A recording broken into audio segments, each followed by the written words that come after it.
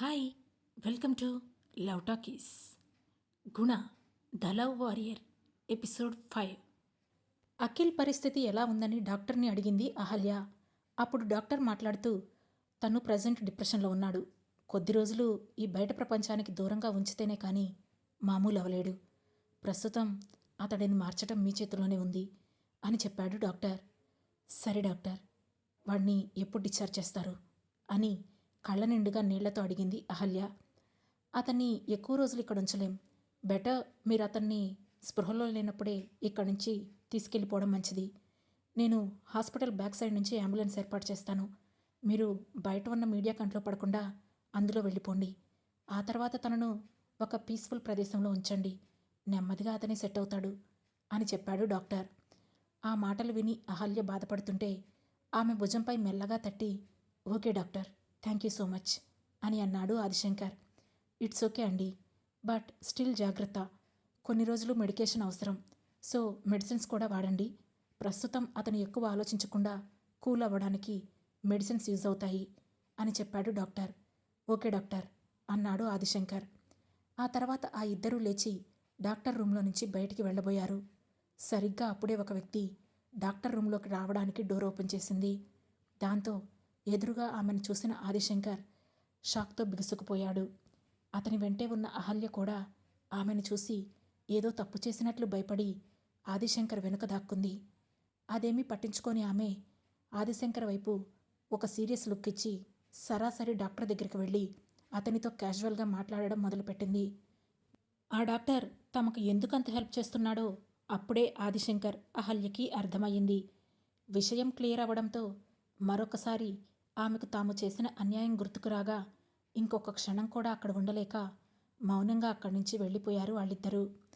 Doctor ఎదురుగా కూర్చొని మాట్లాడుతున్న ఆమె అప్రయత్నంగా వాళ్ళు వెళ్ళిన వైపే ఒకసారి వెనక్కి తిరిగి చూసి మళ్ళీ డాక్టర్తో మాట్లాడడం మొదలుపెట్టింది. మరోవైపు హైదరాబాద్లో ఇంట్లో హ్యాపీగా నిద్రపోతున్నాడు గుణ. అతని నిద్రను చెడగొడుతూ, గుణ గుణ, ఒరే గుణ లేరా అని గట్టి గట్టిగా అరుస్తూ పిలిచింది రత్న. ఆమె అరుపులకు డిస్టర్బ్ అవుతూ, ఏంటక్క మంచి నిద్ర పాడు చేస్తున్నావు? చేపల కూర తిన్న ఎవడైనా ఇంత త్వరగా నిద్రలేస్తాడా? ఎందుకు నన్ను ఈ టైంలో నిద్రలేపుతున్నావు అని చిరాకు పడుతూ అడిగాడు గుణ. అది కాదురా, ఆ ఎదురింటి నీలిమ ఉంది చూడు అని రత్న ఏదో చెబుతూ ఉండగానే, ఏమైందక్క, ఆ నీలిమ పైకి గాని పోయిందా ఏంటి అని వెటకారంగా అడిగాడు గుణ. అబ్బా ఆగరా, ఏం మాటలవి? పాపం అది నాకంటే చిన్నది, అప్పుడే పోతే దాని పిల్లలేం కాను, అది 10 కాలాలు చల్లగా ఉండాలి అని అంది రత్న. దాని బుద్ధులు తెలిసి కూడా నీకెందుకక్క అంత ఆశ? సరే గాని నన్ను ఇంత అర్ధరాత్రి లేపి దాని గురించి చెప్పాల్సిన విషయం ఏంటి అని లేచి కూర్చుంటూ అడిగాడు గుణ. దానింట్లోకి పాము వచ్చిందంట్రా, మన బస్తీ వాళ్ళంతా వెళ్ళారు. కానీ నా తమ్ముడికి తప్ప దాన్ని పట్టుకునే దమ్మెవరకుంటుంది? అందుకే నువ్వు వెళ్ళి దాని సంగతి చూడరా. ఇప్పటికే ఆ నీలిమ బిక్కుబిక్కుమంటూ చూస్తోంది పాపం అని అంది రత్న. నీకు మరీ ఇంత మంచిదనం పనికిరాదక్కా అని అన్నాడు గుణ. పోనీలేరా, ఇరుగు పొరుగు వాళ్ళు ఆ మాత్రం సహాయం చేసుకోవాలిగా అంది రత్న. సర్లే, ఈ మంచితనం నీకు మాత్రమే కాదు అందరికీ ఉండాలిగా అంటూనే లేచి షర్టు వేసుకుని నీలిమ ఇంటివైపు వెళ్ళాడు గుణ. అప్పటికే అక్కడ 10 మంది మగాళ్ళున్నారు, కానీ ఎవరు ఆ పాముని పట్టలేకపోతున్నారు. అప్పుడు అక్కడికి వెళ్ళిన గుణ లుంగి పైకి కట్టుకుంటూ లోపలికి వెళ్ళి, ఎక్కడ పాము అని అడిగాడు. అదుగో ఆ గిన్నెల స్టాండ్ వెనక్కి వెళ్ళింది అని గజగజ వణుకుతూ చూపించాడు నీలిమ భర్త. ఆ మాటతో గుణ అతన్ని కిందికి మీదికి చూస్తూ ఆ పాము దగ్గరకు వెళ్ళబోతుండగా, గుణ ఇల్లు మాత్రం పాడు చెయ్యకు, మళ్ళీ వంటగదంతా నేను సర్దుకోలేను అని అంది నీలిమ. ఆ మాటతో మండిపోయిన గుణ ఆమెకు ఒక సీరియస్ లుక్ ఇచ్చాడు. ఆ చూపుకి వెంటనే నోరు మూసింది నీలిమ. అది చూసి ఇక ఈరోజు దీని కొంప ఖచ్చితంగా కొల్లేరవుతుంది అని అనుకుంది రత్న. ఇక అప్పటికే ఫుల్ కోపంలో ఉన్న గుణ నేరుగా ముందుకు వెళ్ళి వంటగదిలో గిన్నెల స్టాండ్ను పక్కకు నెట్టేశాడు. దాంతో గిన్నెలన్నీ శబ్దం చేస్తూ కింద పడిపోయాయి. ఆ శబ్దానికి అక్కడ ఉన్న పాము షెల్ఫ్లోని డబ్బాల వెనక్కి వెళ్ళింది. గుణ ప్లీజ్ ఇల్లంతా చిందరవందర చేయకు అని మళ్ళీ అడిగింది నీలిమ.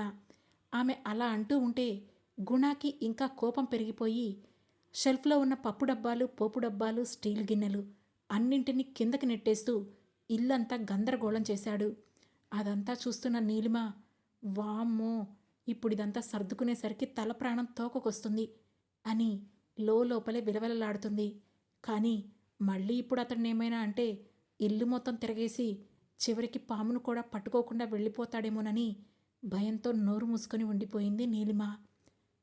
చివరికి ఆ పాము ఓ మూలకి ముడుచుకొని ఉండడంతో దాన్ని పట్టుకోవడానికి తన చేతిని ముందుకు చాచాడు గుణ. ఒకవైపు రత్న జాగ్రత్త గుణ అని అంటూనే ఉంది. గుణ కూడా చాలా నెమ్మదిగా ఆ పాము మెడను పట్టుకోబోతుండగా టక్కున తల తిప్పి గుణ చేతిపై ఘాటు పెట్టింది ఆ పాము. దాంతో అక్కా అని గట్టిగా అరిచాడు గుణ. మరోవైపు మ్యూజిక్ ఆడిటోరియం. ఓ అమ్మాయి వైలిన్ ప్లే చేస్తూ ఏదో ఆలోచిస్తుంది.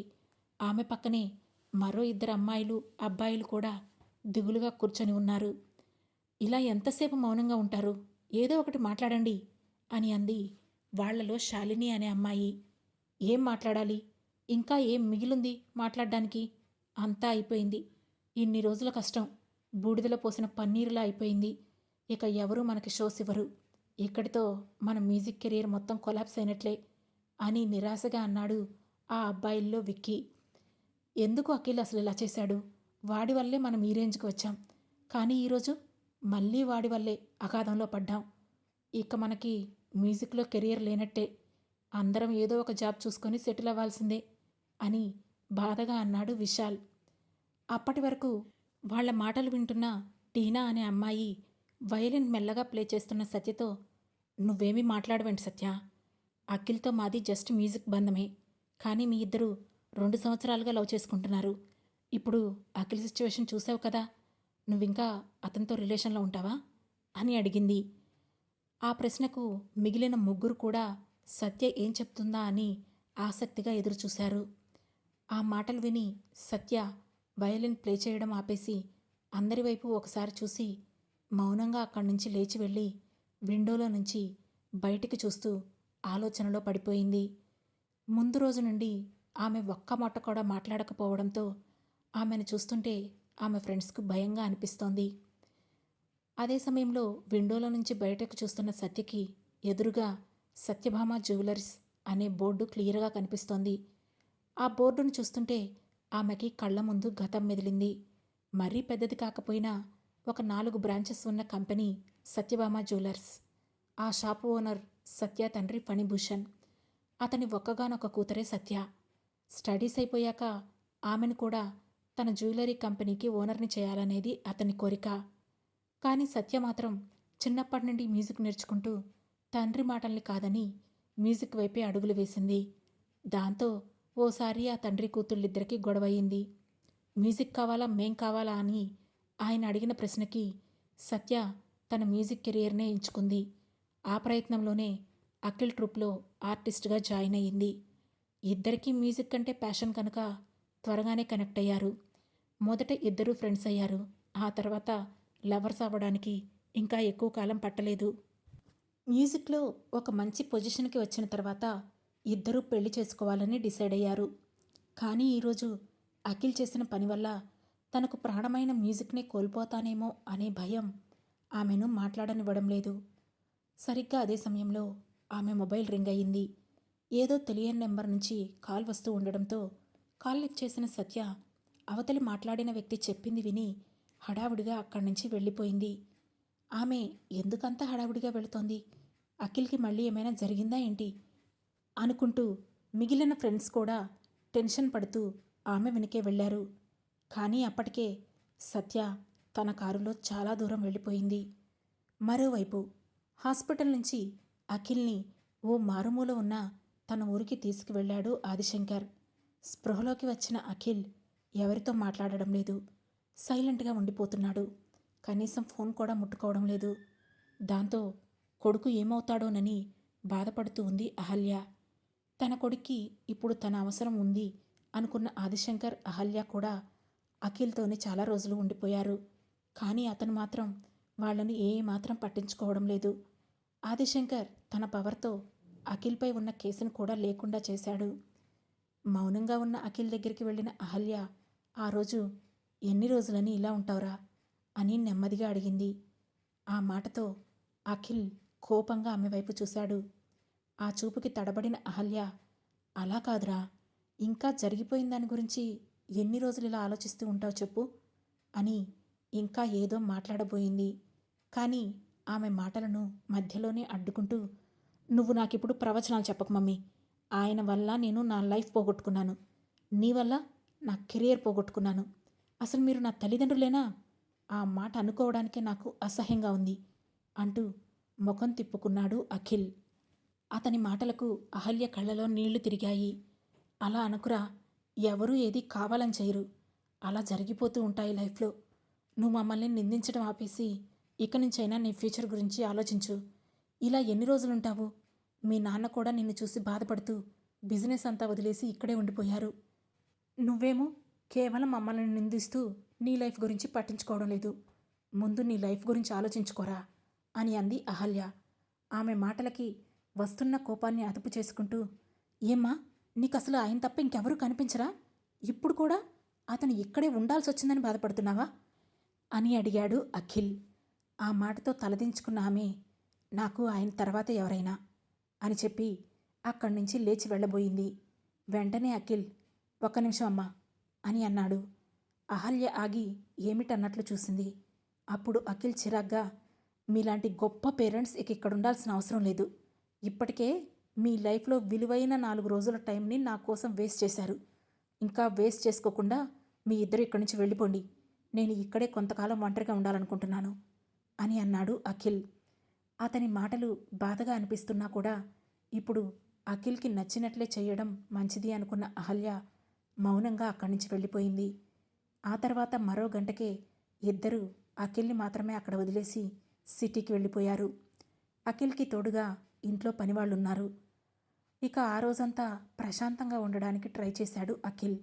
కానీ ఎంత వద్దనుకున్నా ఏవో ఆలోచనలు చుట్టుముడుతూ ఉండడంతో ఇక ప్రశాంతంగా ఉండడం అవ్వదు అని అర్థమయ్యి తన ఫ్రెండ్స్కి కాల్ చేశాడు. వాళ్ళందరూ అఖిల్ కాల్ లిఫ్ట్ చేశారు. అతను అడిగిన ప్రశ్నలకు ఆన్సర్ చేస్తూ ప్రస్తుతం వాళ్ళంతా ఎవరెవరు ఏం చేస్తున్నారో చెప్తున్నారు. వాళ్ళందరితో కాసేపు మాట్లాడాక అతనికి కాస్త రిలీఫ్గా అనిపించింది.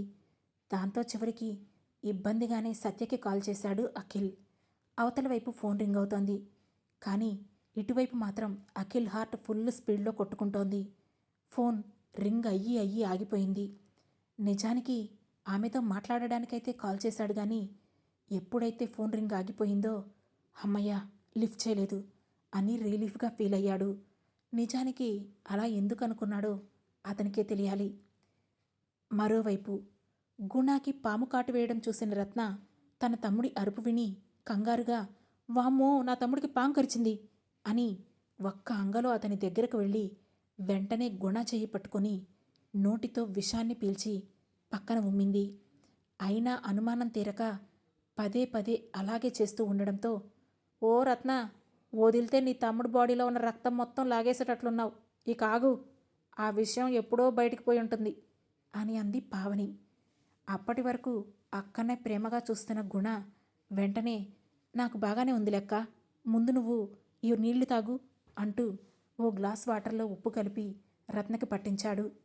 ఇంతలో ఎవరో, వామ్మో, ఏంటి విచిత్రం అని అరవడంతో అక్కడున్న అందరూ తల తిప్పి ఏమైంది అంటూ అడిగారు. ఏమైందా?